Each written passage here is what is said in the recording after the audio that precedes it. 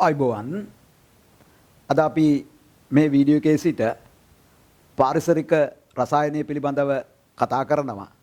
ඒ නිසා මාතෘකාව විදියට සඳහන් කරගමු. පාරිසරික රසායනය නැත්නම් පරිසර රසායනය. අපි දැන් පොඩ්ඩක් පැහැදිලි කරගමු මොකද්ද මේ පරිසරය කියලා කියන්නේ කියන එක. අපට විවිධාකාරයට පරිසරය කියන එක නිර්වචනය කරගන්න පුළුවන්. අපිට ගැළපෙන විදියට මේ රසායන විද්‍යාවට ගැළපෙන විදියට අපි කතා කරොත් යම් ජීවියෙකු ජීවත් වන භෞතික, රසායනික, ජෛවීය හා සමාජමය වටපිටාව අපට පරිසරයේ විදියට අර්ථකථනය කරන්න පුළුවන්. හරි. එහෙනම් මෙහෙම සටහන් කරගමු. පරිසරය කියලා මෙහෙම ලියන්නකෝ. යම් ජීවියෙකු ජීවත් වන භෞතික,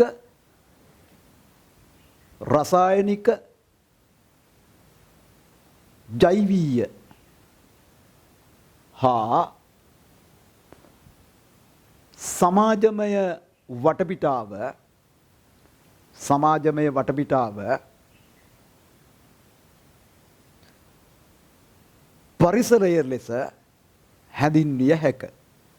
පරිසරය ලෙස හැඳින්විය හැක.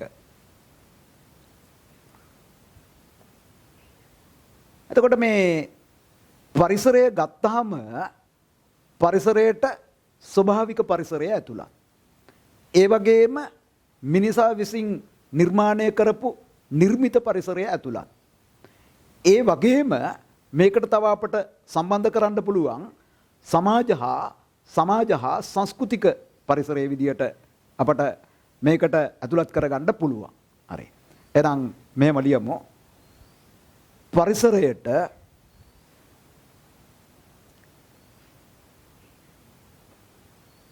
ස්වභාවික පරිසරය,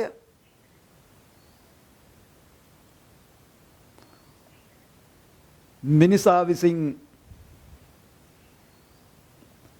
නිර්මාණය කර ඇති නිර්මිත පරිසරය හා සමාජ හා සංස්කෘතික පරිසරය ඇතුළත් වේ.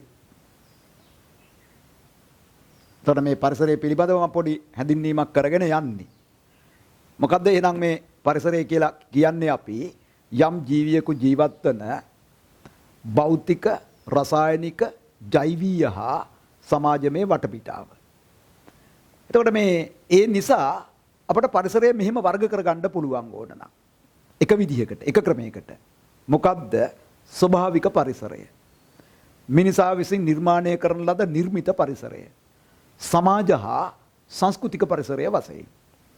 එතකොට ස්වභාවික පරිසරය ගත්තාම ඒකට ඇතුළත් වෙනවා තමයි ඇතුළත් වෙන දේවල් අපි ගත්තොත් පස, වාතය, ජලය, ඒ කියන්නේ මුහුද ආදී ඔක්කොම ටික. පොළොවේ වෙසෙන ජීවීන්, හිරු කිරණ, කොස්මික් කිරණ, ඔය වගේ දේවල් අපට ස්වභාවික පරිසරයට ඇතුළත් දේවල් ලෙස, සංරචක ලෙස හඳුන්වා ගන්න පුළුවන්. මොනවද? පස, වාතය, ජලය, පොළොවේ වසන ජීවීන්, සූර්ය කිරණ, කොස්මික් කිරණ, ඔය ආදි වශයෙන් තියෙන දේවල් අපට හඳුන්වන්න පුළුවන් ස්වභාවික පරිසරයේ විදිහට. එතකොට නිර්මිත පරිසරය කියලා කියන්නේ, නිර්මිත පරිසරය කියලා කියපුවාම මිනිස්සු එයාලගේ ඔවුන්ගේ ජීවන අවශ්‍යතාවයන් සඳහා පරිසරය වෙනස් කරලා ගොඩනගලා තියෙන නිර්මිත පරිසරයන් විදිහට අපට ගන්න පුළුවන් මහා වාරිමාර්ග ක්‍රම, විශාල කර්මාන්තපුර, විශාල නගර, ඔන්න ඔය වාගේ ආදිතාක්ෂණික තත්ත්වෙන් තියෙන දේවල් ඕවා අපට ගන්න පුළුවන් නිර්මිත පරිසරයේ විදිහට. එතකොට සමාජ හා සංස්කෘතික පරිසරය කියලා කියන්නේ, සමාජ හා සංස්කෘතික පරිසරය කියලා ගත්තාම ඔන්න මිනිසුන්ගේ එක් එක්කනාගේ මතවාද, දර්ශන, ඇදහිීම්, ආගම්, ඒ වගේම රසාස්වාදනය. හරි. අන්න ඒ වගේ දේවල් අපට සමාජ හා සංස්කෘතික පරිසරයේ විදියට සලකන්න පුළුවන්. හරි. අපි ඒ ටික කරුණු සහිතව ලියා ගැනීම අවශ්‍ය වෙන්නේ නැහැ. ඒ නිසා මම නැවත පොඩ්ඩක් කතා කරොත් පරිසරයට අපට ඇතුළත් කරන්න පුළුවන් පරිසරය තුල තියෙනවා ස්වභාවික පරිසරය. මොනවද මේ ස්වභාවික පරිසරය කියලා කීවේ? පස, වාතය, ජලය, පොළොවේ වසන ජීවීන්, සූර්ය කිරණ, කොස්මික් කිරණ, ඔය ආදී දේවල් තමයි අපි ස්වභාවික පරිසරය කියලා කීවේ. නිර්මිත පරිසරය කියලා කීවේ මිනිසා ඔවුන්ගේ ජීවන අවශ්‍යතාවයන් සඳහා පරිසරයේ බොහෝ සෙයින් වෙනස් කරලා හදාගත්තු නිර්මිත දේවල්. විශාල නගර, විශාල කර්මාන්තපුර, ඒ වගේම මහා වාරිමාර්ග ක්‍රම, අන්න ඒ වගේ දේවල් අපට ගන්න පුළුවන් නිර්මිත පරිසරයේ විදිහට. දැන් ඒවා ස්වභාවික පරිසරයේම වාගේ තමයි. ඒවට අපි ඒවා වෙනම කතා කර ගන්න පුළුවන් අපට අවශ්‍ය නම්. ආයම සමාජ සංස්කෘතික පරිසරය කියලා කියන්නේ මේ ආගම්, දර්ශන, මිනිසුන්ගේ මතවාද, ඇදහිලි, ඒ වගේම රසාස්වාදනය, සාහිත්‍ය, ඔය වගේ කරුණු කාරණා අපට මේ සමාජ සංස්කෘතික පරිසරයේ විදියට සලකන්න පුළුවන්.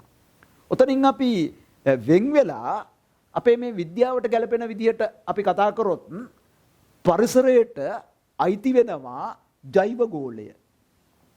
පරිසරයට අයිති වෙනවා ජෛව ගෝලය. හරි. ඒ වගේම පරිසරයට අයිති වෙනවා වායු ගෝලය. ඒ වගේම පරිසරයට අයිති වෙනවා ශිලා ගෝලය.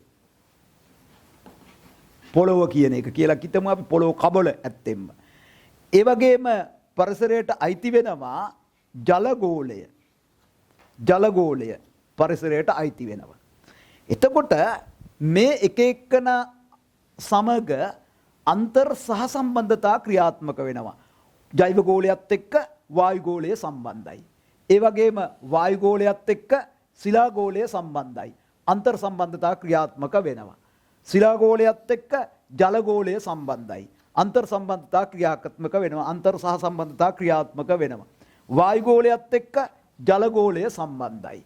ඊට පස්සේ ජෛව ගෝලයත් එක්ක ජල ගෝලය සම්බන්ධයි. අන්තර් සම්බන්ධතා ක්‍රියාත්මක වෙනවා. ඊළඟට මේ ශිලා ගෝලයත් එක්ක සම්බන්ධයි මෙහෙම ඔය විදිහට. ඒ කියන්නේ පරිසරයට ජෛව ගෝලය ඇතුළත්, ශිලා ගෝලය ඇතුළත්, වායු ගෝලය ඇතුළත්, ජල ගෝලය ඇතුළත්, මේවා අන්තර් සහසම්බන්ධතා ඇතුව තමයි ක්‍රියාත්මක වෙන්නේ. මේවා එකිනෙක මත සහසම්බන්ධතා සහිතව ක්‍රියාත්මක වෙනවා. ඒ විතරක් නෙවෙයි, විශේෂම දේ තමයි මේ සියල්ල මත තාක්ෂණය ප්‍රබලව බලපාමින් තමයි ක්‍රියාත්මක වෙන්නේ. මේ ජෛව ගෝලය, ශිලා ගෝලය, ජල ගෝලය, වායු ගෝලය, ඔය සියල්ල මත තාක්ෂණය සහ සංස්කෘතික බලපෑම් සහිතව තමයි ක්‍රියාත්මක වෙන්නේ. එහෙනම් මෙහෙම පොඩ්ඩක් අපි සඳහන් කරගමු. පරිසරයට වායු ගෝලය, ජල ගෝලය, වායු ගෝලය, ජල ගෝලය, පෘථිවි ගෝලය,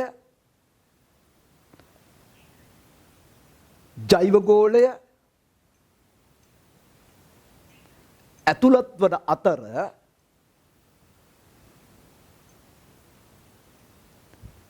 ඒවා එකිනෙක මත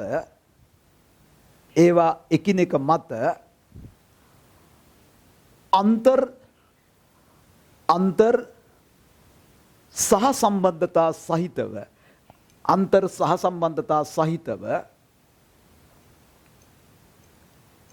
ක්‍රියාත්මක වෙමින් පවතී. අන්තර් සහසම්බන්ධතා සහිතව ක්‍රියාත්මක වෙමින් පවතී.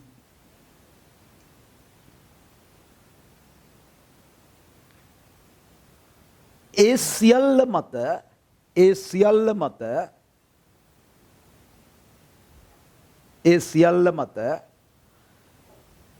තාක්ෂණය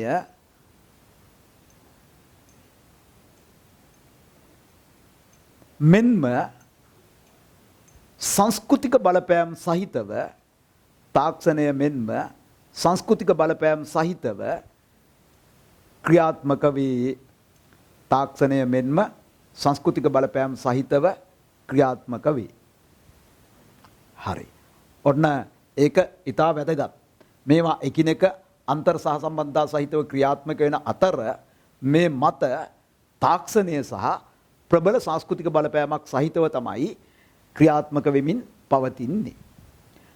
අපි ඊළඟට පොඩ්ඩක් ජීවියෙක් සහ පරිසරයක් පිළිබඳව පොඩ්ඩක් කතා කරමු. පොඩි මාතෘකාවක් මෙහෙම ලියමු. ජීවියා සහ පරිසරය. එහෙම ලියමු. ජීවියා සහ පරිසරය. හරි. එතකොට අපි දන්නවා ජීවී දේහ තුල විවිධ මූලද්‍රව්‍ය විවිධ සංයෝග ලෙස අන්තර්ගත වෙලා තියෙනවා. හරි. එතකොට ඒවා ඒ ජීවී දේහය තුලට ඇතුළුනේ පරිසරයෙන් වෙන කොහෙන්වත් නෙවෙයි. ජීවියා දැන් ජීවත් වෙමින් පවතිනකොට මොකද වෙන්නේ? පරිසරයෙන් මේවා නිරන්තරයෙන් ශරීරය තුලට ඇතුළත් කරගන්නවා. ජීව දේහය තුලට ඇතුළත් කරගන්නවා.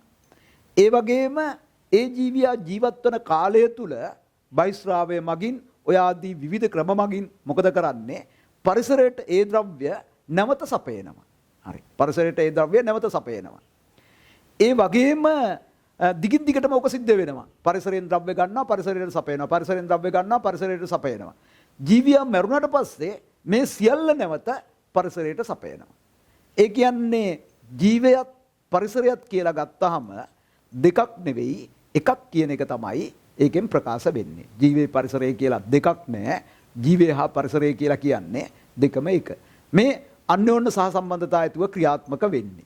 මෙන්න මේ සම්බන්ධතාවය ජීවයේ පැවැත්මටත් පරිසරයේ තුල්‍යතාවය රැක ගැනීමටත් ඉතා වැදගත් වෙනවා.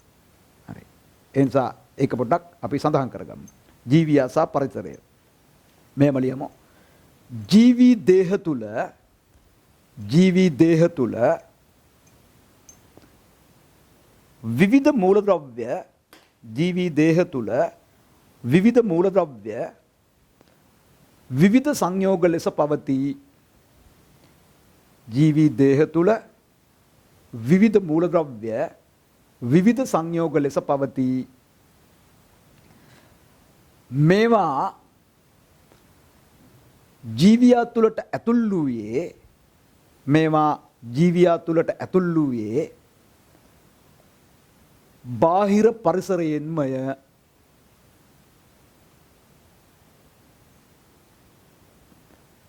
ජීවියා ජීවත්වන මුළු කාලය තුලම පරිසරයෙන් මෙසේ ද්‍රව්‍ය ලබා ගැනීම සිදු කරයි.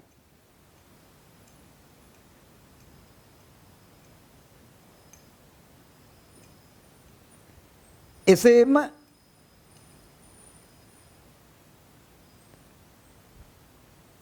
ජීවත්වන කාලය තුල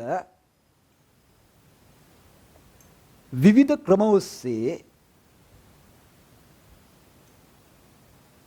ජීවියා විසින් පරිසරයට එම ද්‍රව්‍ය නැවත ලබා දීම සිදු කරයි.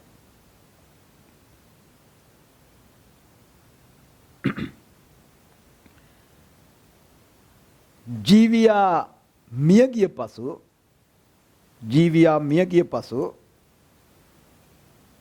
එම ද්‍රව්‍ය සම්පූර්ණයෙන්ම පරිසරයට සපයයි.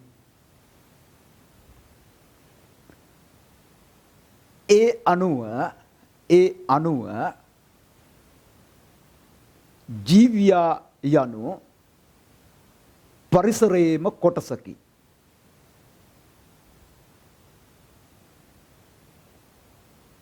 ඊළඟට යටින් ලියමු. ජීවයත් පරිසරයත් අතර නිරතුරුවම සිදුවන ජීවයත් පරිසරයත් අතර නිරතුරුවම සිදුවන මෙම ද්‍රව්‍ය හුවමාරුව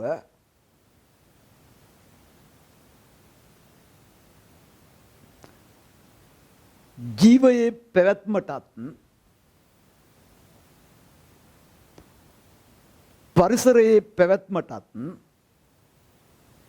පරිසරයේ පැවැත්මටත් අත්‍යවශ්‍ය වේ. එනම්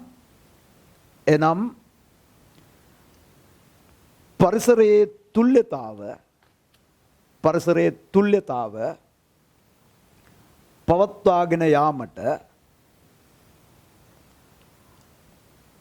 අත්‍යවශ්‍ය වේ.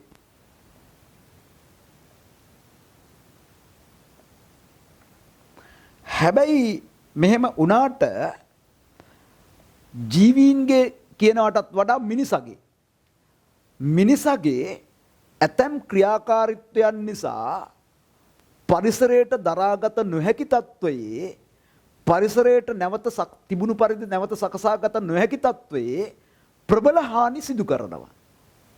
මම නැවතත් කියනවා මිනිසාගේ ඇතැම් ක්‍රියාකාරකම් මගින් පරිසරයට නැවත ආපසු සකස් කරගත නොහැකි ආකාරයේ ප්‍රබල බලපෑම් කරනවා.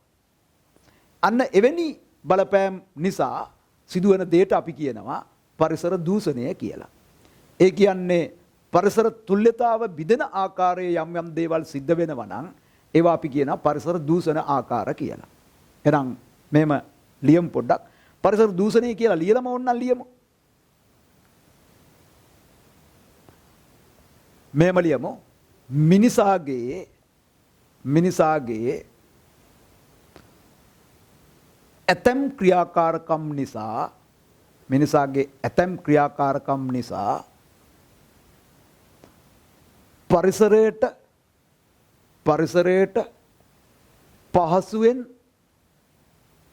පරිසරයට පහසුවෙන් නැවත සකසාගත නොහැකි ආකාරයේ ප්‍රබල හානි සිදුවේ නම්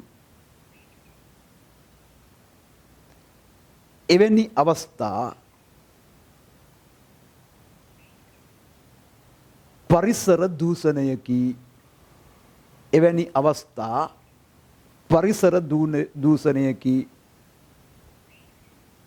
යටින් එන ලියමු. එනම් පරිසරයේ තුල්්‍ය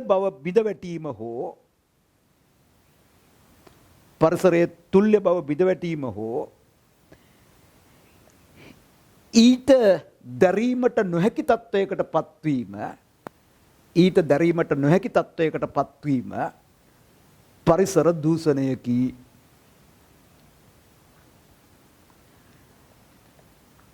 දැන් මේ පරිසර දූෂණ තත්ත්ව ගැන කතා කරනකොට ගෝලීය බලපෑම් සහිත පරිසර දූෂණයන් තමයි අපි මෙතනදී ප්‍රධාන වශයෙන් කතා කරන්නේ.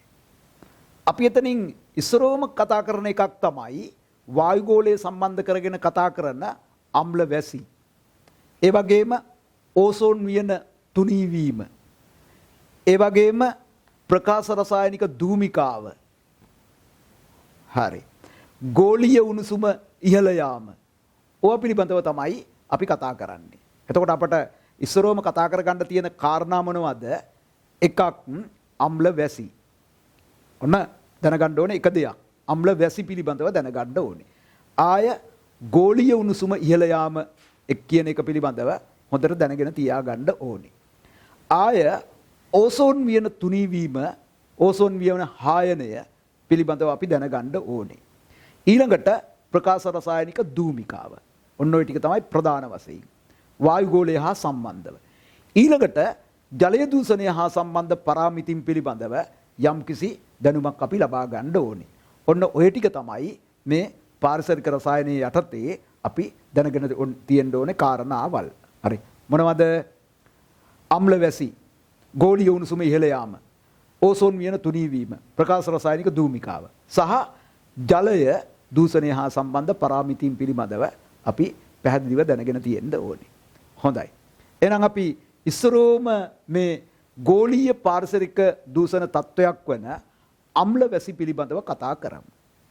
එහෙනම් මාතෘකාව ලියන්න. ඔන්න පළවෙනියෙන් කතා කරන එක මම ඉස්සලා කතා කරපු ටික සිලබස් එකට අදාළ ටිකක් නෙවෙයි, නිකන් මම කතා කිරීමක් කරේ මේ පරිසරය හා සම්බන්ධව පොඩි පැහැදිලි කිරීමක් අවශ්‍ය නිසා. ඒ නිසා මම ඔය පැහැදිලි කිරීමක් යම් ප්‍රමාණයකට සුළු ප්‍රමාණයකට සිද්ධ කරේ. එහෙනම් දැන් කතා කරන්නේ සිලබස් එකත් එක්ක ඍජුව සම්බන්ධ වෙලා. එහෙනම් ගන්න පළවෙනි එක අම්ල වැසි. අම්ල වැසි ලියන්නකෝ. අම්ල වැසිත් එක්ක කෙලින්ම ජලගෝලය සම්බන්ධයි. ජල චක්‍රය. ජලගෝලය නෙවෙයි. ජලගෝලය කියවත් කමන්නේ ජල චක්‍රය. අම්ල වැසිත් එක්ක ජල චක්‍රය සම්බන්ධයි. ඒ නිසා ජල චක්‍රය පිළිබඳව ඉස්සරෝම පොඩ්ඩක් කතා කරගෙන ඉමු. මෙන්න මේ ජල චක්‍රය කියලා මේ ටික ඇඳ ගන්නකෝ. ඔන්න වායුගෝලය. වායුගෝලය. ඊළඟට මෙහෙන් පෘථිවි කබොල.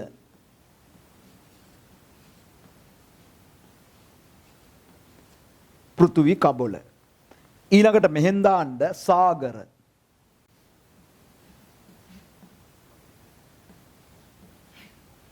එතකොට වායුගෝලයේ ජල වාෂ්ප තියෙනවා. පෘථිවි කබොලෙත් ජලය තියෙනවා. ඔහොම අදගන්න ඈ. සාගරවල ඉතින් ජලයමනේ තියෙන්නේ. හරි. එතකොට වාෂ්පීභවනය මගින් පෘථිවි කබොලේ තියෙන ජලය යනවා වායුගෝලයට. මේක වාෂ්පීභවනය, වාෂ්පීකරණය හැම නෙවෙයි. වාෂ්පීභවනය. ඊළඟට වර්ෂණය මගින්, ඒ කියන්නේ වර්ෂාව මගින් වායුගෝලයේ තියෙන ජල වාෂ්ප පෘථිවි කබලට එනවා. මේ වර්ෂණය. වර්ෂාව. එතකොට ඒක ජලය ලෙස එන්න පුළුවන්. ඒ කියන්නේ ද්‍රව ජලය ලෙස එන්න පුළුවන්. ඝන අයිස් ලෙස එන්න පුළුවන්. මීදුම ලෙස එන්න පුළුවන්. තුහීන ලෙස එන්න පුළුවන්. වායුගෝලයේ තියෙන ජලය පෘථිවි කබලට එන්න පුළුවන්. ඒවා ඔක්කොම අපි වර්ෂණය කියලා කතා කරන්නේ. ජලය එන්න පුළුවන්, අයිස් වෙන්න පුළුවන්, මීදිම වෙන්න පුළුවන්, තුහීන වෙන්න පුළුවන්. හරි. ඊළඟට මේ වායුගෝලයයි සාගරයි අතරත් ඔය දේ ක්‍රියාත්මක වෙනවා. ජල චක්‍රය ගැන පොඩි කතාවක් මේ යන්නේ ඈ. එතකොට මේ වායුගෝලය ඒත් වර්ෂණය. වර්ෂණයෙන් මේ එන්නේ. වර්ෂණය අර වාගේ ආකාර කීපයයි ඈ. අර විදිහම. ඊට පස්සේ වායුගෝලයට යන්නේ වාෂ්පීභවනයෙන්. ඊට පස්සේ පෘථිවි කබලේ තියෙන ඒවා භූගත ජලය එනවා. ගංගා ඇලදොල ඔස්සේ මේ තියෙන භූගත ජලය. ජල වශයෙන් ওই ජල චක්‍රය භූගත ජලය. ගංගා ඇලදොල. සාගර වල එවුවා නම් ප්‍රතිකබලට එන්නේ නැහැ. හැබැයි අර සුනාමි වලින් ආවා නේද? හරි. ඒක අපි මෙතෙන්ට සම්බන්ධ කරගන්නේ නැහැ. සාමාන්‍ය නිරන්තරයෙන් සිද්ධ වෙන දෙයක් නොවේනේ. ඒ නිසා මේ දෙක අතර මේකෙන් උඩට එන එකක් කතාවක් අපි කතා කරන්නේ නැහැ. ඕක තමයි ජල චක්‍රය. එතකොට මේ ජල චක්‍රයේ එක සංරචකයක් තමයි වර්ෂාව. අපි දැන් අම්ල වැසි පිළිබඳවනේ කතා කරගන්න ආරම්භ කරගෙන තියෙන්නේ.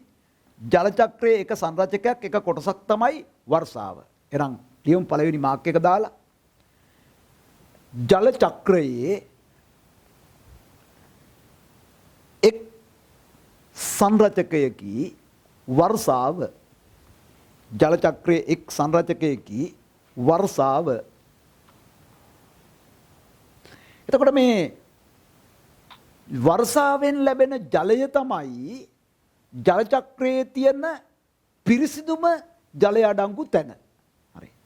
මේ අනික් තැන්වල තියෙන එක වාගේ නෙවෙයි වර්ෂාවෙන් ලැබෙන ජලය තමයි ජල චක්‍රයේ පිරිසිදුවම ජලයේ තියෙන තැන. ඒ කියන්නේ අපද්‍රව්‍ය අඩු එක. හරි. එහෙනම් මාක් එකට මෙහෙම දාමු. වර්ෂාවෙන් ලැබෙන ජල චක්‍රය වර්ෂාවෙන් ලැබෙන ජලය ජල චක්‍රනේ වර්ෂාවෙන් ලැබෙන ජලය ජල චක්‍රයේ පිරිසිදුම ආකාරයයි. වර්ෂාවෙන් ලැබෙන ජලය ජල චක්‍රයේ පිරිසිදුම ආකාරයයි.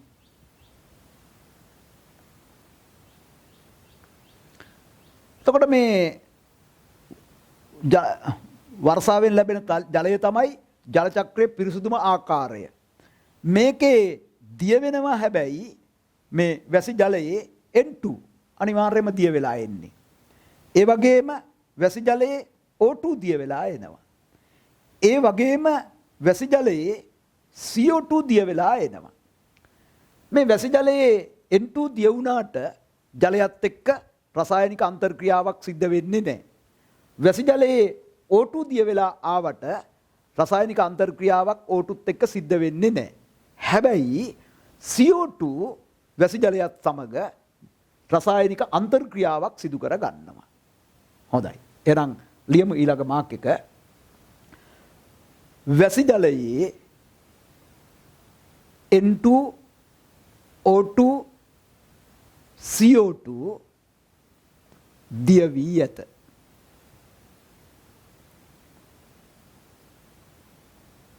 N2 සහ O2 ජලය සමග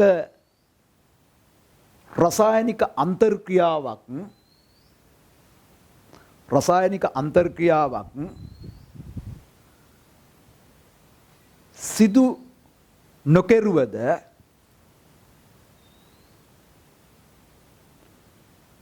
CO2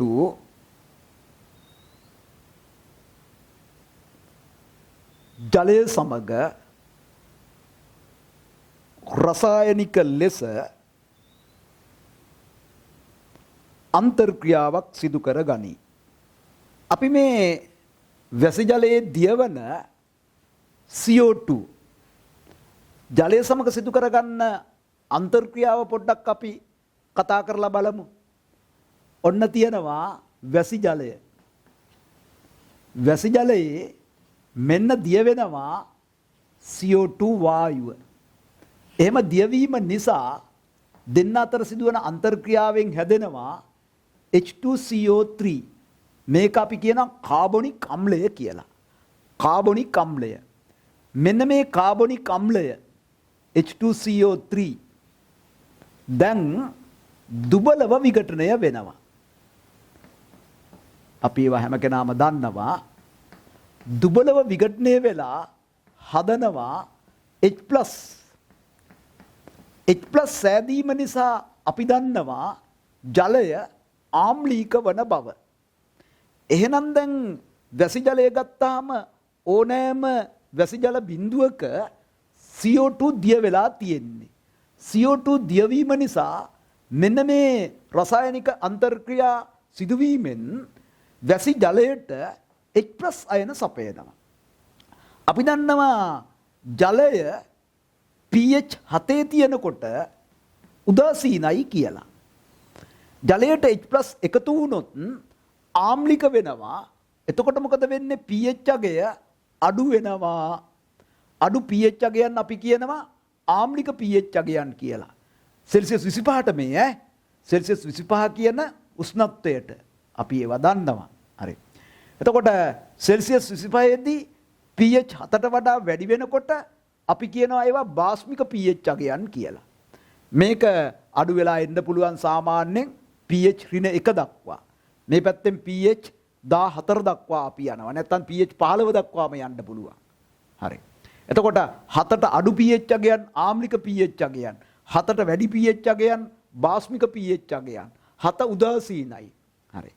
මෙන්න මේ නිසා මොකද වෙන්නේ? වැසි ජලයේ pH අගය 7ට වඩා අඩු වෙනවා. ඒ නිසා ඕනෑම වැස්සක් ආම්ලිකයි. හරි. ඕනෑම වැස්සක් ආම්ලිකයි. pH අගය 7ට වඩා අඩුයි. හැබැයි එහෙම උණයි කියලා අම්ල වැස්සක් විදියට සලකන්නේ නැහැ. ඒ ගැන පොඩ්ඩක් අපි කතා කරලා බලමු. දැන් වායුගෝලීය වාතයේ CO2 වල සංයුතිය අපි ගත්තොත් සෙල්සියස් 25ට ඝන ඩෙසිමීටරයට මිලිග්‍රෑම් 400යි කියලා. ඔක තමයි සාමාන්‍ය ගාන. හරි. ඊට වඩා අඩු වැඩි වෙන ප්‍රදේශ අඩු වෙන කාලවල ඒවා තියෙනවා. හරි. සාමාන්‍යයෙන් ඝන ඩෙසිමීටරයට මිලිග්‍රෑම් 400යි. මෙන්න මේ තත්ත්වයටදී සෙල්සියස් 25 දී වැස්සක් වැස්සොත් මේ අන්තර්ක්‍රියාව සිදුවීම නිසා මේ pH අගය 5.6 දක්වා අඩු වෙනවා. ඒ කියන්නේ සෑම වැස්සක්ම pH අගය 5.6ක් හෝ ඊට වඩා 5.6ක් හෝ ඊට වඩා පොඩ්ඩක් අඩු අගයක් තියෙන වැස්සක් වෙන්නේ. හැබැයි ඒ වුණාට මේක සාමාන්‍ය තත්ත්වය. මේකෙන් ජීවයේ පැවැත්මට කිසිම හානියක් සිද්ධ වෙන්නේ නැහැ. හරි. ඒ වගේම ජලය හා සම්බන්ධ වෙනත් ක්‍රියාවලියකටවත් මේ pH අගය හානියක් ඇති කරන්නේ නැහැ. මම නැවතත් කියනවා වැසි ජලයේ වායුගෝලීය වාතයේ තියෙන N2O2 CO2 දිය වෙනවා. N2O2 දිය වුණාට ඒ දෙන්න ජලය සමග රසායනික අන්තර්ක්‍රියාවක් සිදු කර නොගත්තත් CO2 ජලය සමග අන්තර්ක්‍රියාවක් සිදු කර ගනිමින් වැසි ජලයට H+ සපයනවා. H+ සැපීම නිසා ජලයේ pH අගය 7ට වඩා අඩු වෙනවා. ඒ කියන්නේ ආම්ලික වෙනවා. වායුගෝලයේ CO2 සංයුතිය ඝන ඩෙසිමීටරයට මිලිග්‍රෑම් 400ක් කියලා ගත්තොත් 400යි සාමාන්‍යයෙන් සෙල්සියස් 25 දී මේ තත්ත්වයටදී වැසි ජලයේ pH අගය 5.6ක් වෙනවා. හැබැයි එහෙම වුණයි කියලා මේක අම්ල වැස්සක් කියලා අපි සලකන්නේ. මේක සාමාන්‍ය තත්ත්වය. මේකෙන් ජීවයේ පැවැත්මට කිසිම බලපෑමක් කරන්නේ නැහැ. ඒ වගේම ජලය හා සම්බන්ධ වෙනත් ක්‍රියාවලියකටවත් බලපෑමක් කරන්නේ නැහැ. මෙවැනි එකක් සාමාන්‍ය තත්ත්වය. හරි. එහෙනම් අපි මෙහෙම ලියමු. හරි. මෙහෙම ලියමු. CO2 වැසි ජලයේ දියවීමෙන් H2CO3 සාදයි.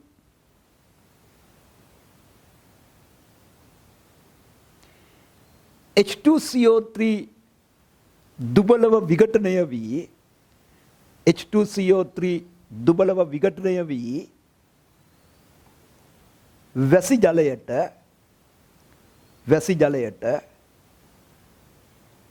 H+ අයන සපයයි. හරි. ඔය උඩ තියෙන මේකයි ලියන්න. මේ දෙක ලියන්න. උඩ තියෙන ප්‍රතික්‍රියා දෙක.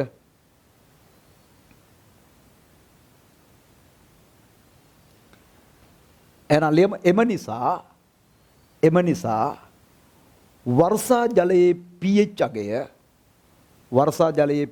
අගය සෙල්සියස් 25 දී 7ට අඩුය. එනම් ආම්ලිකය. දැන් යටින් ලියමු. වායුගෝලයේ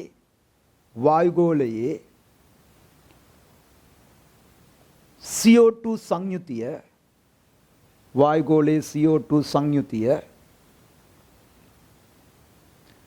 ඝන ඩෙසිමීටරයට මිලිග්‍රෑම්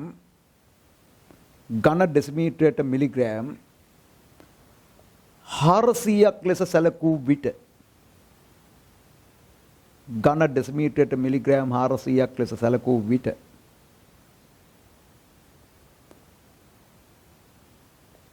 වර්ෂා ජලයේ pH අගය වර්ෂා ජලයේ pH අගය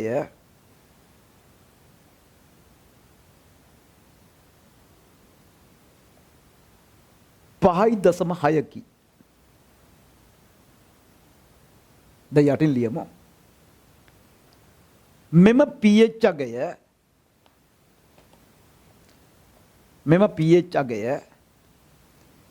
ජීවයේ පැවැත්මට හෝ ජීවයේ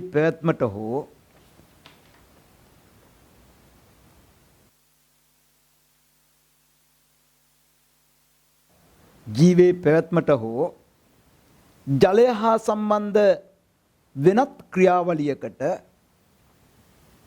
ජලය හා සම්බන්ධ වෙනත් ක්‍රියාවලියකට හානි කර නොවේ. ජලය හා සම්බන්ධ වෙනත් ක්‍රියාවලියකට හානි කර නොවේ. එය සාමාන්‍ය තත්ත්වයයි. හරි. ඕක ඉස්සරෝම අපි දැනගෙන ඉන්න ඕනේ. හැබැයි ඒ වුණාට මිනිසාගේ ඇතම් ක්‍රියාකාරකම් නිසාත් ස්වභාවිකව සිදුවන යම් යම් සංසිද්ධි නිසාත් වායුගෝලයට එකතු වෙනවා ආම්ලීක වායු. මොනවද මේ වායුගෝලයට එකතු වන ආම්ලීක වායු එක වර්ගයක්? නයිට්‍රජන් වල ඔක්සයිඩ්. ආය අනිත් වර්ගය මොකද්ද? සල්පවල ඔක්සයිඩ්. එහෙනම් මම නැවත කියනවා ස්වභාවික යම් යම් සංසිද්ධීන් මගිනුත් මිනිසාගේ ඇතම් ක්‍රියාවලීන් මගිනුත් වායුගෝලයට එකතු වෙනවා නයිට්‍රජනීය ආම්ලීක ඔක්සයිඩ් වර්ග. මොනවද මේ වායුගෝලයට එකතු වන ආම්ලීක ඔක්සයිඩ්? එක වර්ගයක් තමයි නයිට්‍රජනීය ඔක්සයිඩ්. අනිත් වර්ගය තමයි සල්පවල ඔක්සයිඩ්. මේ ආම්ලීක අම්ල වැස්සට අදාළ වන නයිට්‍රජනීය ඔක්සයිඩ් විදිහට සලකන්නේ අපි සලකන්නේ නෙමෙයි, ක්‍රියාත්මක වෙන්නේ නයිට්‍රික් ඔක්සයිඩ්. ආය nitrogen dioxide NO2. Nitric oxide සාමාන්‍ය විට උදාසීනයි. නයිට්‍රික් ඔක්සයිඩ් අපි උදාසීන වායුවක් විදිහට ගන්න. ඒක ආම්ලික වායුවක් නෙමෙයි. හැබැයි නයිට්‍රික් ඔක්සයිඩ් වායුගෝලයට එකතු වෙනකොටම වායුගෝලයේ O2 මගින් NO2 බවට පරිවර්තනය වෙනවා. ඒ නිසා අපි NO මේ ඝනයට දාලා කතා කරනවා. හරි. එහෙනම් මම කීවේ මේකයි. හැබැයි ඔය CO2 නිසා ආම්ලීක වීම සාමාන්‍ය තත්ත්වය වුණත් මිනිසාගේ ඇතම් ක්‍රියාකාරකම් මගිනුත් ස්වභාවික යම් යම් සංසිද්ධීන් මගිනුත් වායුගෝලයට ආම්ලීක වායුන් එකතු වෙනවා. මේ එකතු වන ආම්ලීක වායුන් එක වර්ගයක් තමයි නයිට්‍රජනීය ඔක්සයිඩ්.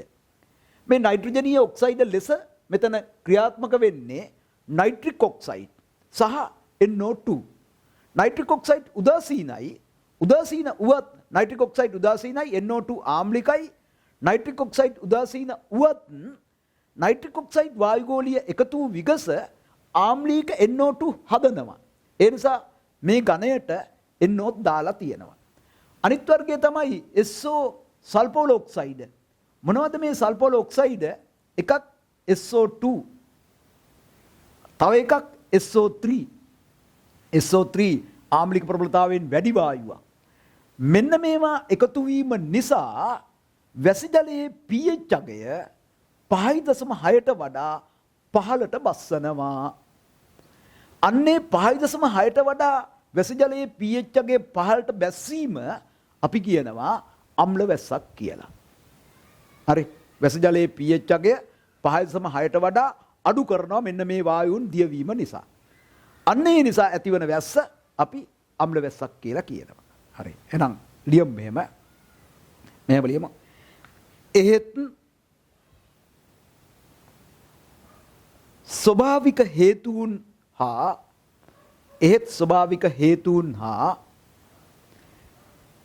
ඇතැම් මිනිස් ක්‍රියාකාරකම් මගින් ආම්ලීක වායු වායු ගෝලයට එකතු වේ.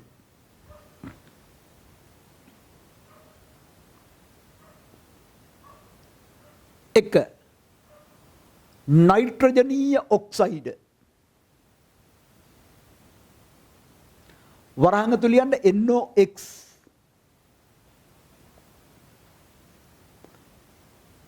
යටින් මෙහෙම අදින්න NOx NO NO2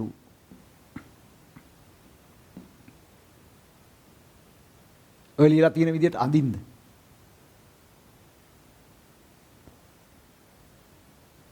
NO2 යටින් NO2 ආම්ලීක වායුවක් වුවත් NO උදාසීන වායුවකි.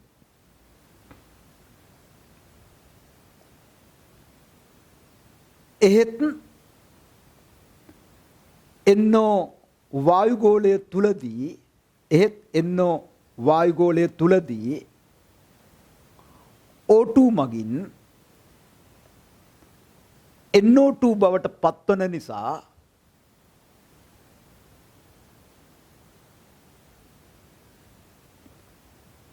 මෙම අවස්ථාවේදී එයද ආම්ලීක වායුවකි. දෙක සල්පවල ඔක්සයිඩ් කියලා වරහන් ඇතුලේ SOX කියලා දාලා මෙහෙම දාන්න.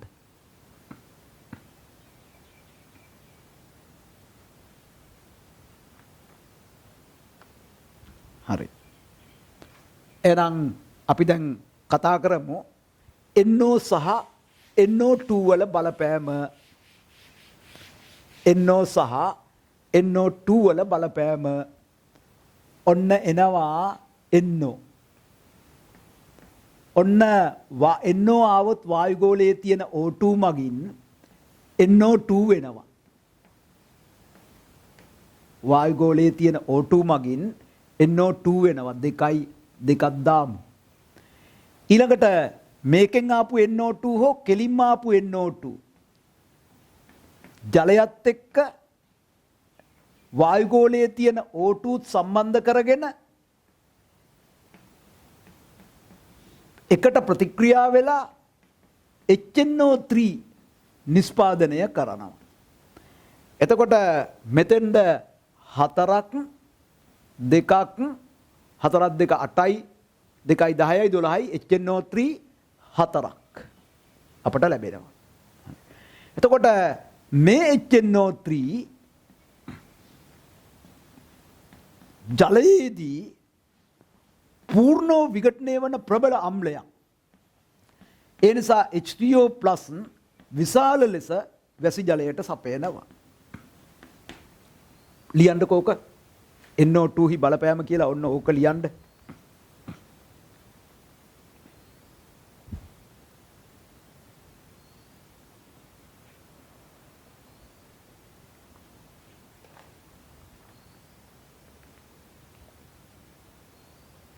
NO සහ NO2 හි බලපෑම.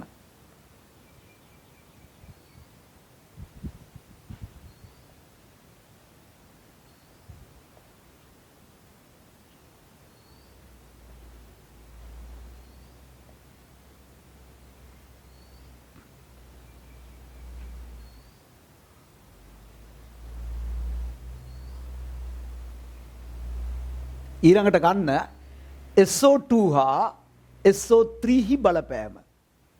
SO2 හා SO3 හි බලපෑම. ඔන්න SO2 මොකද වෙන්නේ? O2 මගින්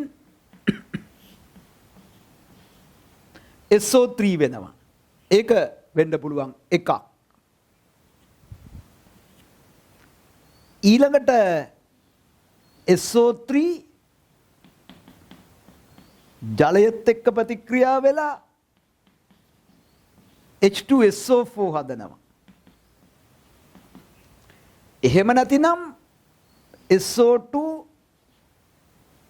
O2 ජලය එකට ප්‍රතික්‍රියා වෙනවා.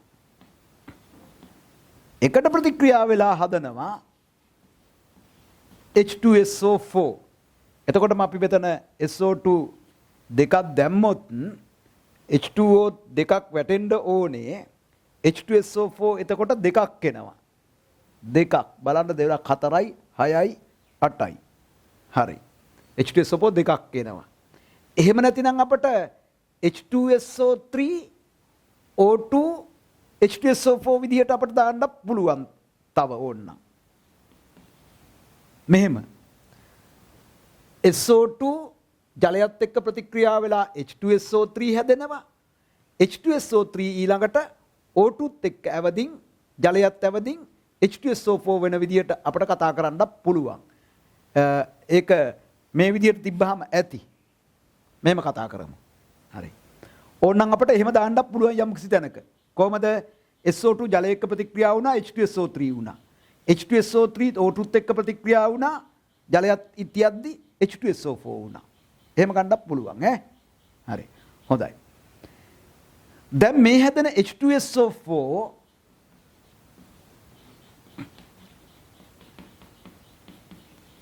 ජලයත් එක්ක එකට එකතු වෙලා ප්‍රබල අම්ලයක් නිසා පූර්ණ විඝටනය වෙලා H3O+ ප්‍රබලව ලබා දෙනවා.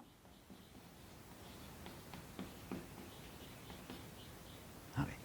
ඒ නිසා දැන් ජලයට H3O+ මේකත් ලියලා ඉන්නකො. H3O+ වැඩිපුර එකතු වෙනවා. ඒ නිසා pH අගය 5.6ට වඩා අඩු වෙනවා. මෙවැනි pH අගයකට ආපු වැස්සක් අපි කියනවා ආම්ලික වැස්සක් කියලා. අම්ල වැස්සක් කියලා. හරි. මේම ලියමු. මෙලෙස ලැබෙන H3O+ නිසා වැසි ජලයේ pH අගය වැසි ජලයේ pH අගය 5.6ට වඩා පහළ බසී. මෙවැනි වැසි අම්ල වැසි ලෙස සැලකේ. මෙවැනි වැසි අම්ල වැසි ලෙස සැලකේ. ඒ කියන්නේ NO2 NO මගින් HNO3 හැදිලා H2O+ ලැබීමෙන් SO2 SO3 මගින් H2SO4 හැදිලා H3O+ ලැබීමෙන් වැස්ස ආම්ලික වෙනවා ගොඩක්. එවැනි වැස්සක් අපි කියනවා අම්ල වැස්සක් කියලා. අපි කතා කරලා බලමු මේ අම්ල වැසිවල බලපෑම කොහොමද කියලා. ගෝලීය පරිසර දූෂණ තත්ත්වයක් ලෙස අම්ල වැසිවල තියෙන බලපෑම. එහෙනම් ලියම් පොඩි මාතෘකාවක්. අම්ල වැසිවල බලපෑම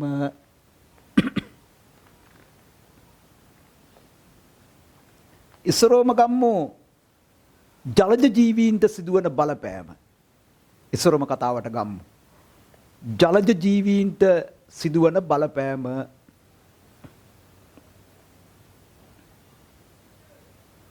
එතකොට මේ ජලජ ජීවීන් pH අගයට බොහොම සංවේදී. ඒ නිසා ජලයේ pH අගය අඩු වීම ජලජ ජීවීන්ට බොහෝ හානිකරව බලපානවා. හරි. එහෙනම් මෙහෙම ලියමු. ජලජ ජීවීන් ජලයේ pH අගයට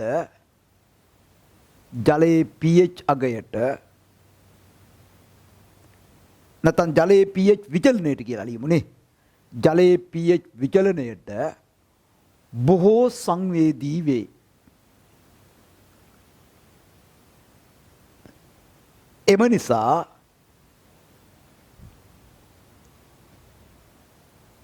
ජලයේ pH අඩුවීම ජීවීන්ට අහිතකරය. දැන් පහලින් පහලට ලියමු. එතකොට මේ ජලජ ජීවීන්ගේ හැසිරීම් රටාව වෙනස් වෙනවා. ලියමු 1. හැසිරීම් රටාව වෙනස් වීම. මේ ජීවීන්ගේ ඉන්ද්‍රිය වර්ධනය අඩාල වෙනවා. පහලට ලියමු. හරි. ඉන්ද්‍රිය වර්ධනය අඩාල වීම. තව එකක් තමයි බිත්තර හා නොමේරු සතුන් විනාශ වීම. පහලින් පහලට බිත්තර හා නොමේරු සතුන් විනාශ වීම.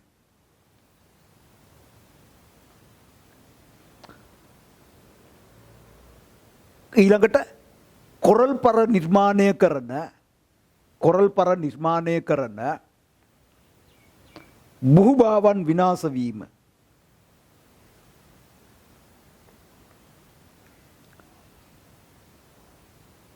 කොරල් පර විනාශ වීම.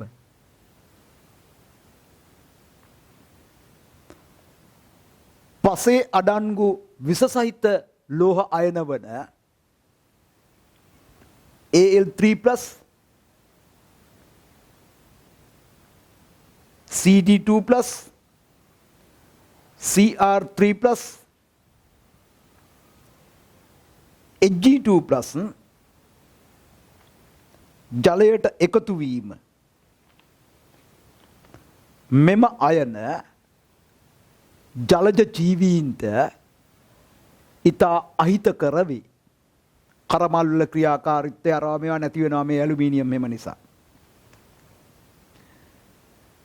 ඊළඟට අපි ගමු වෙනම අනෙකුත් බලපෑම්.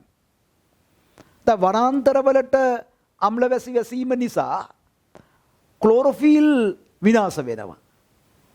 ක්ලෝරොෆිල් විනාශ වීම නිසා සාගයට ආහාර සැපයීම අඩු වෙනවා. හරි. ක්ලෝරොෆිල් විනාශ වීම නිසා හෙමින් සාක මිය යන්න පටන් ගන්නවා. අන්න ඒක එක බලපෑමක්. එහෙනම් ඒකත් ලියමු. වනාන්තරවල සාක පත්‍ර මතට අම්ල වැසි පතිත වීම නිසා ක්ලෝරොෆිල් විනාශ වීම හේතුවෙන් සාක ක්‍රමිකව විනාශ වීම.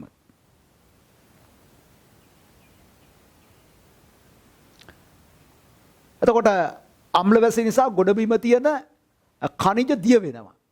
ඛනිජ දිය වෙලා අපට විසදායි යෝග්‍ය නොවන අයන ජලයට එකතු වෙනවා. Al3+ කැඩ්මියම් වාගේ G2+ වාගේ ඒවා එකතු වෙනවා. එකතු වුණාම ඒක මිනිස්ට ජලය පානයට නුසුදුසු තත්ත්වයටපත් වෙනවා. ඒක එකක්. හරි. එහෙනම් ඒක ලියමු මෙහෙම. ඛනිජ ලවණ දිය වී ජලයට එකතු වීම Hg2+ නෑ Hg2+ එන්නේ නෑ දිය වෙන්න බෑනේ. Al3+ එම ඛනිජ ලවණ දිය වී ජලයට එකතු වීම. වරහන් ඇතුළේ යන Al3+, CD2+, Cr3+, Hg2+ උනත් කමන්නේ නැහැ ඉතින්. යන අයන වරහන් ඇතුලේ එහෙම දාලා එවිට මිනිස් පරිභෝජනයට ජලය නුසුදුසු වීම.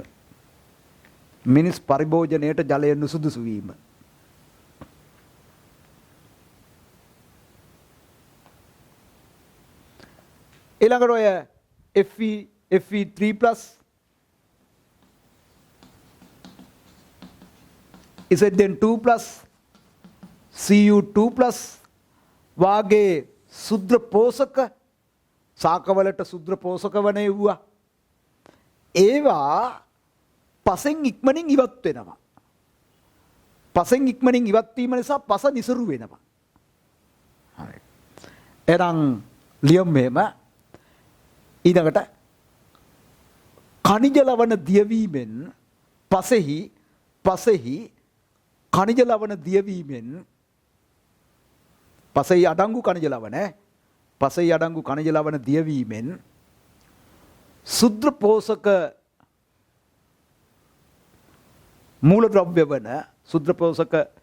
මූලද්‍රව්‍ය අයන වන Fe3+, Zn2+, Cu2+,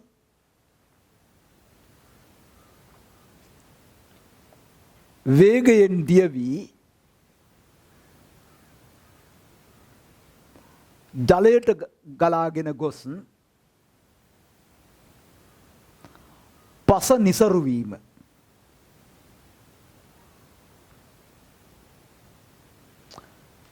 ඊළඟට හුණුගල් දිය වෙලා කැල්සියම් අයන ජලයට එනවා. හුණුගල් ඩොලොමයිට් දිය වෙලා කැල්සියම් අයන මැග්නීසියම් අයන ජලයට එනවා. එතකොට ජලය කඨින ජලය බවට පත් වෙනවා. හරි. හුණුගල් ඩොලොමයිට් වැනි කැල්සියම් හා මැග්නීසියම් අයන අඩංගු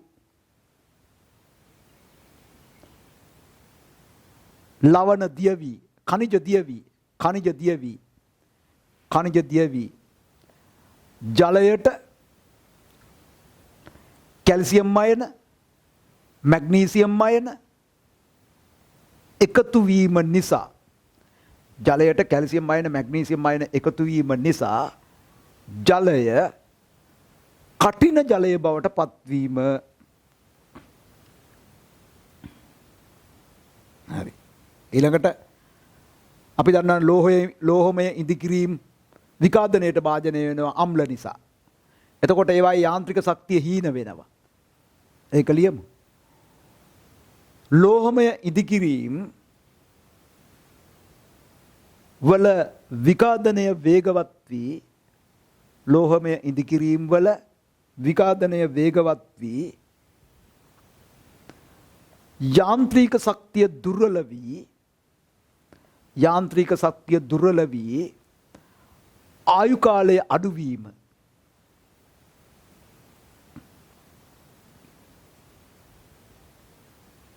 එතකොට කිරිකරුඬ කැල්සියම් කාබනේට් වාගේ යොදාගෙන ඉදිකිරීම කරපුවා තියෙනවනේ. ඒවා විකාදනය වෙනවා. ඒකත් ලියමු. කිරිකරුඬ කැල්සියම් කාබනේට් පාසාන යොදා ඉදි කරනු ලැබූ ඉදිකිරීම විකාදනය වී ඒවායේ යාන්ත්‍රික ශක්තිය අඩුවීම.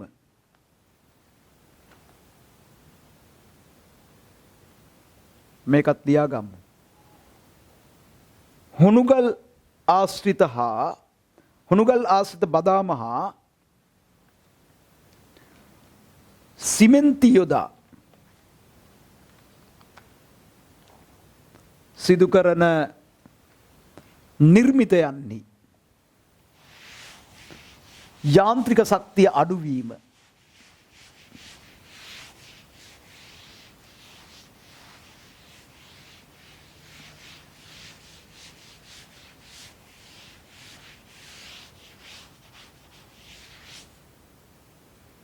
හරි. එහෙනම් දැන් මේ සියලු දේ සිද්ධ වෙන්නේ ආම්ලීක වායු වන නයිට්‍රික් ඔක්සයිඩ් එක උදාසීනයි අපි මෙතනදී ගන්නවා කියලා කියවනේ. Nitric oxide NO2 SO2 SO3 එකතු වීම නිසා. ඒ නිසා අපි බලමු මේවා වායුගෝලයට එකතු වන ආකාර. හරි. එහෙනම් ලියමු මාතෘකාවක්. NO2 SO2 SO3 වායුගෝලයට එකතු වන ආකාර. එතකොට මේ NO2 ඒවා SO2 SO3 වායුගෝලයට එකතු වන ආකාර දෙකක් තියෙනවා. එකක් තමයි ස්වභාවික ක්‍රියාවලිය. හරි. ඒ අනිත් එක තමයි මිනිස් ක්‍රියාකාරකම් නිසා වායුගෝලයට මේ වායුන් එකතු වීම. හරි. එහෙනම් අපි ඉස්සරෝම ගම්මු NO හා NO2. ඒක ඉස්සරෝම ගම්මු ස්වභාවික ක්‍රියාවලීන්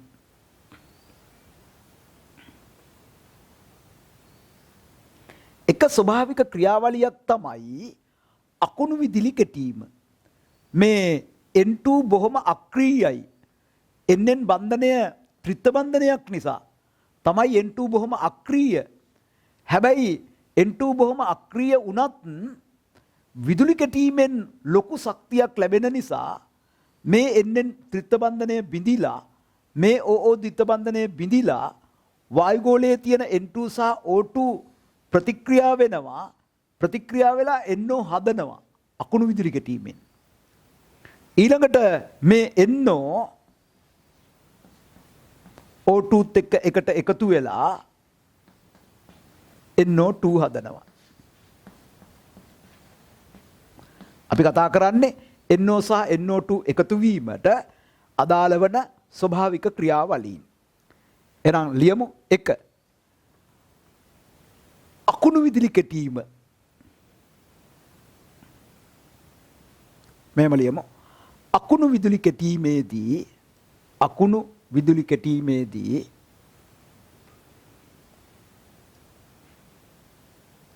N2 සහ O2 වායුගෝලීය N2 සහ O2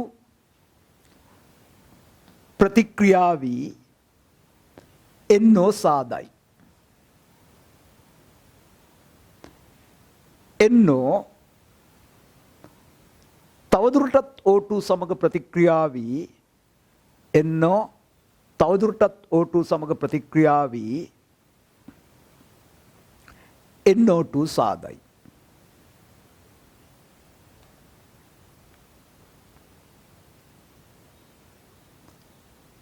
එතකොට යමහල් විදාරණයේදීත් අධික ශක්තියක් පිට වෙන නිසා වායුගෝලීය N2 O2 ප්‍රතික්‍රියා වෙලා NO2 වෙන්න පුළුවන්. හරි. එහෙනම් ලියමු. යමහල් විදාරණය මගින් ද NO2 නිපද වේ.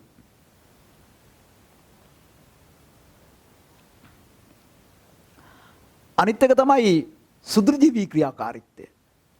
සුදුරුජීවී ක්‍රියාකාරීත්වය මගින් NO2 නිෂ්පාදනය වෙනවා.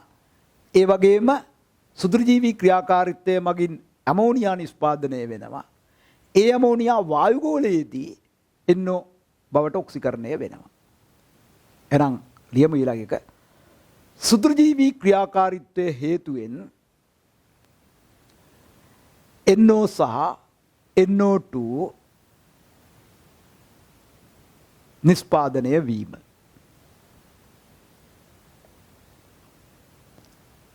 එමෙන්ම සුදුරුජීවී ක්‍රියාකාරීත්වය මගින් ඇමෝනියා වායුගෝලයට එකතු කරයි.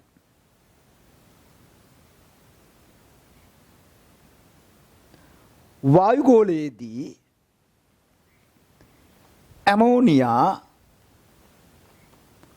NO බවට ඔක්සිකරණය වේ.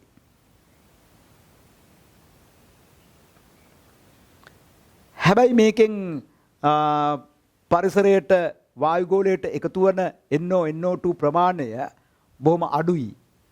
ඒක පරිසරයට ලොකු බලපෑමක් කරන දෙයක් විදිහට සලකන්නේ නැහැ. ඒක සාමාන්‍ය තත්වය. හරි. එහෙනම් මෙහෙම ලියමු.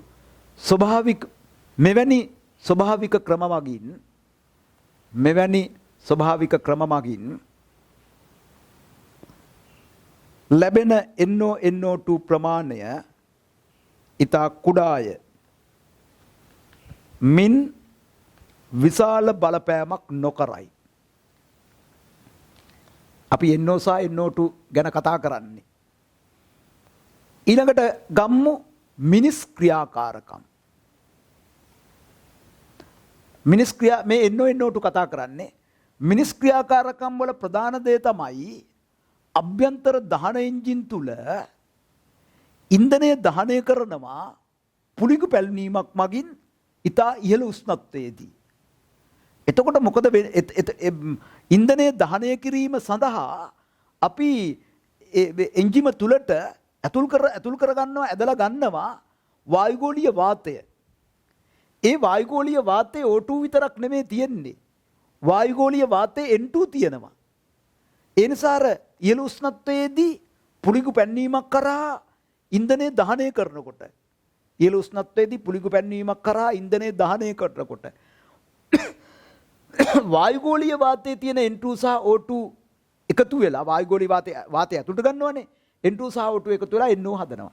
NO O2 එකතු වෙලා NO2 හදනවා. ඕක තමයි ප්‍රධානම මිනිස් ක්‍රියාකාරකම් ඔස්සේ ප්‍රධානම වශයෙන් වායුගෝලයට NO NO2 එකතු වන ආකාරය. ප්‍රධානම ආකාරය ඕක. හරි. එහෙනම් ලියමු මිනිස් ක්‍රියාකාරකම්. 1 අභ්‍යන්තර දහන එන්ජින් තුල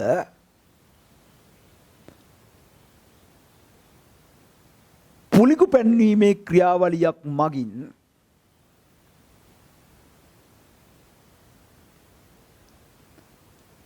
ඉහළ උෂ්ණත්වයේදී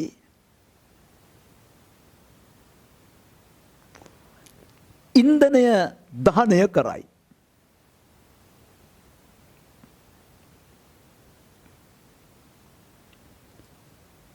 දහනයට උදව් කරන වාතයේ N2 ද ඇත.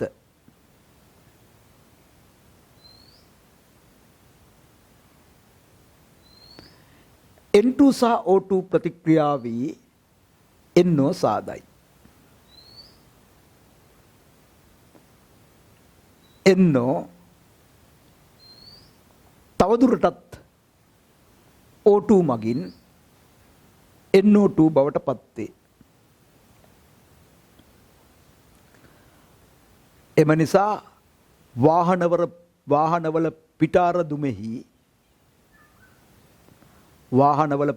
දුමෙහි NO මෙන්ම NO2 අඩංගුය. මෙන්න මේක ලියන්න ආයෙත්.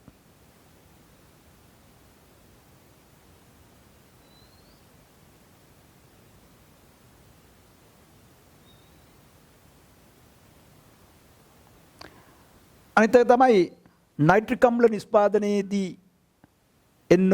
NO2 වායුගෝලයට පිට වෙන්න පුළුවන්. ලියමු එකක්. 2 නයිට්‍රික් අම්ල නිෂ්පාදනයේදී NO2 වායුගෝලයට පිට වී හැකි වීම.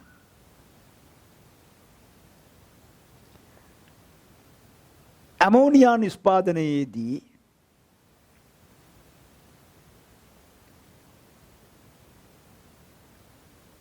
ඇමෝනියා වායුගෝලයට පිටවීම.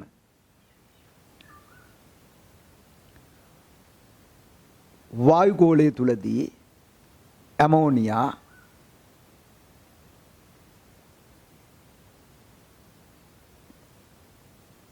NO බවට ඔක්සිකරණය වේ. මේකෙන් ප්‍රධානම එක තමයි මේ අර වාහනවල ඉන්ධනය දහනය කියන කතාව තමයි ප්‍රධානම එක. ඒක තමයි ප්‍රධානම එක. හොඳයි.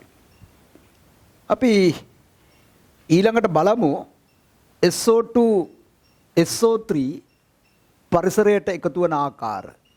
එහෙනම් වායුගෝලයට. එහෙනම් ලියමු මෙහෙම SO2 SO3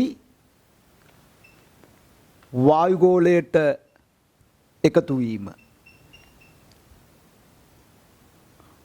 මේකත් අර වාගේම ආකාර දෙකකින් කතා කරන්න පුළුවන්. එකක් තමයි ස්වභාවික ක්‍රම. නැත්නම් ස්වභාවික ක්‍රියාකාරීත්වයෙන් එන ඒවා. ස්වභාවික ක්‍රම. ඒකෙන් ප්‍රධාන එකක් තමයි යමහල් විදාරණය.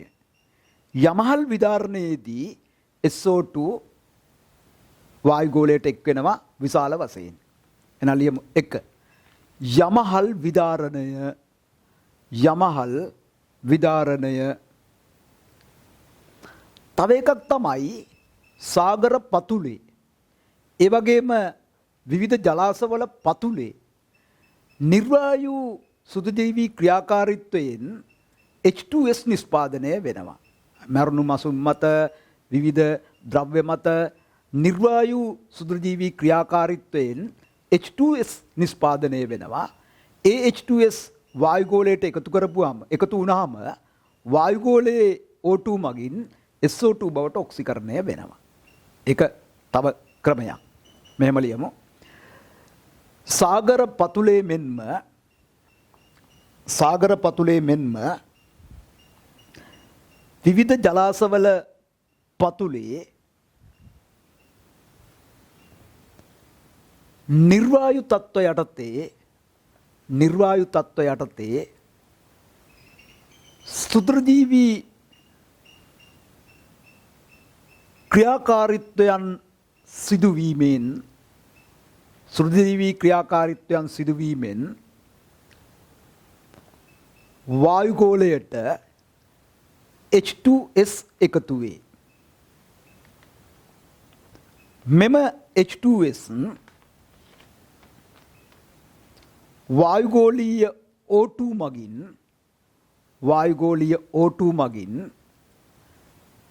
SO2 බවට ඔක්සිකරණය වේ.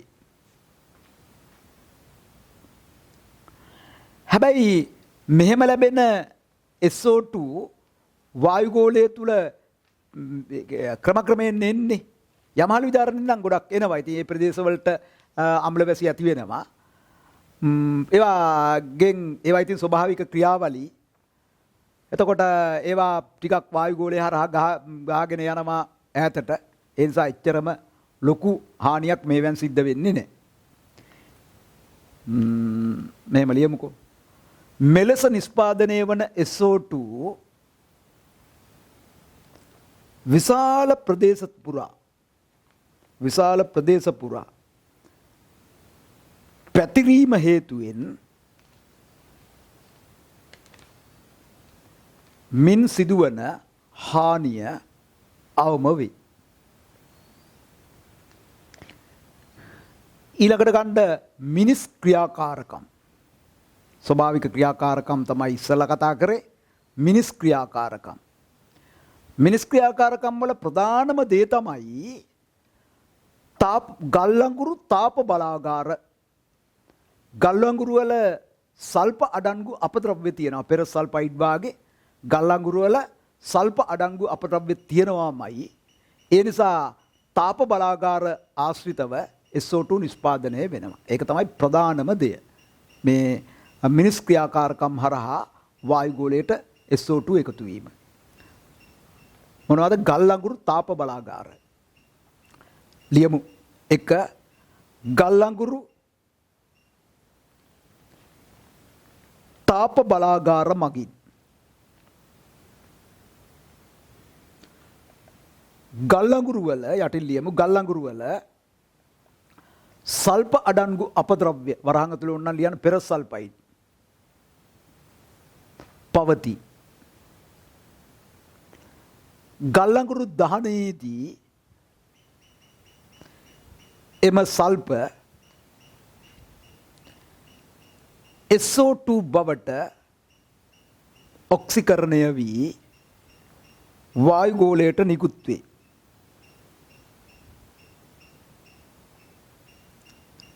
එම නිසා තාප බලාගාර ආශ්‍රිතව වායුගෝලයේ SO2 වැඩි ප්‍රමාණවලින් ඇත.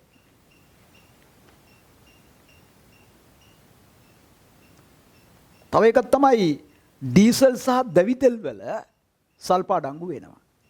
ඒ නිසා ඩීසල් බලාගාර ඩීසල් ඉන්ධන දහනය තුලිනුත් SO2 වායුගෝලයට එකතු වෙනවා.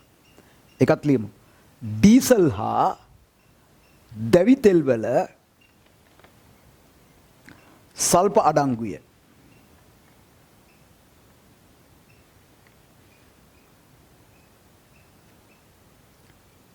ඩීසල් දැවිතෙල් දහනයේදී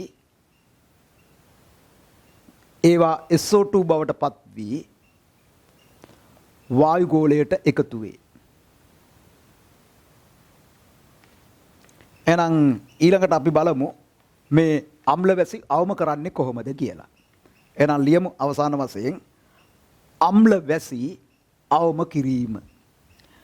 එතකොට මේ අම්ල වැසි අවම කිරීම සඳහා අපට කරන්න තියෙන්නේ වායුගෝලයට SO2, SO3, NO2, NO එකතු වීම අවම කිරීම තමයි අම්ල වැසි අවම කිරීම සඳහා කරන්න තියෙන්නේ. හරි. එහෙනම් ලියමු මෙහෙම. අම්ල වැසි අවම කිරීම සඳහා අම්ල වැසි අවම කිරීම සඳහා කළ යුතු වන්නේ වායුගෝලයට SO2, SO3, NO, NO2 එකතු වීම අවම කිරීමයි.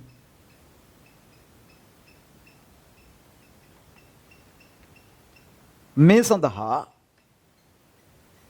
එක කියලා ලියන්න. එක. තත්තායි මේ ගල් අඟුරු දහනය අඩු සල්ප ප්‍රතිශතයක් ඇති ගල් අඟුරු දහනය. ලියමු. එක. අඩු සල්ප ප්‍රතිශතයක් ඇති ගල් අඟුරු දහනය.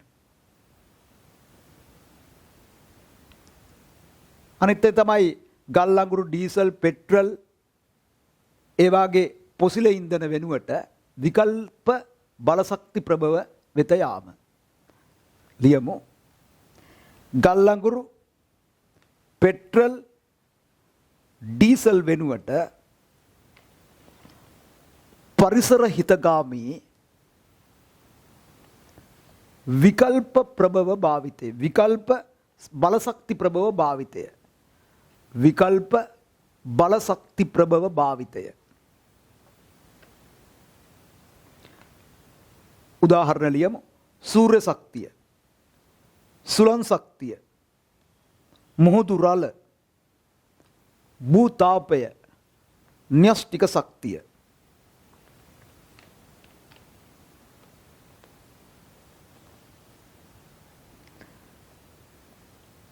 හරි. අනිත් එක තමයි වාහනවල උත්ප්‍රේරක පරිවර්තක භාවිතය. එතකොට NO2 උත්ප්‍රේරක පරිවර්තකයේ මගින් N2 හෝ N2O බවට පරිවර්තනය වෙන්න ඕනේ. හරි. ඊළඟට ලියමු. වාහනවල උත්ප්‍රේරක පරිවර්තක භාවිතය.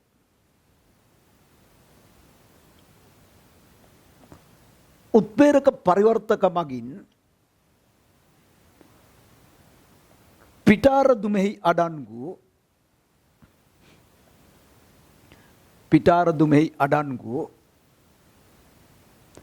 NO2 NO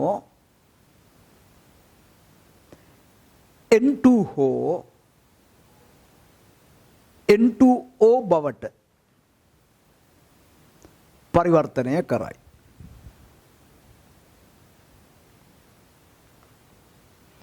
තව එකක් තමයි වායුගෝලයෙන් අවශෝෂණය මගින් ආම්ලික වායු ඉවත් කිරීම. එනලීම අවශෝෂණය මගින් වායුගෝලයෙන් ආම්ලික වායු ඉවත් කිරීම.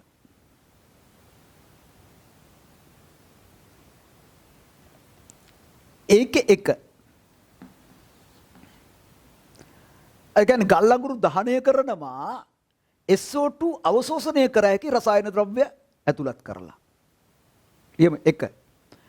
SO2 සමග ප්‍රතික්‍රියා විය හැකි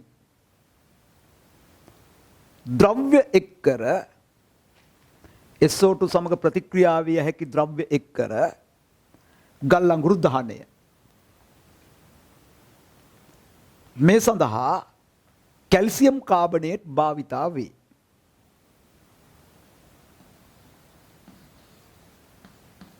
කැල්සියම් කාබනේට් CaO CO2. එතකොට CaO SO2 අවශෝෂණය කරනවා. කැල්සියම් සල්ෆයිඩ් හදනවා. ඕක දාන්න.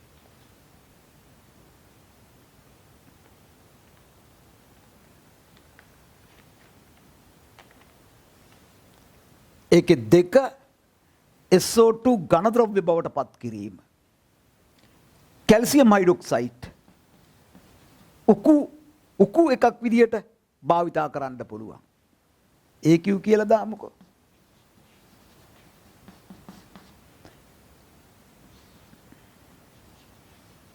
SO3 ඝනය. ධන ජලය. හරි හොඳයි. ඔන්න අම්ලවැසි පිළිබඳව අපි දැන් ඔය කතා කරේ. අදට මේ වීඩියෝ එක එහෙනම් මෙතනින් නවත්තනවා. ආයිබෝවන්.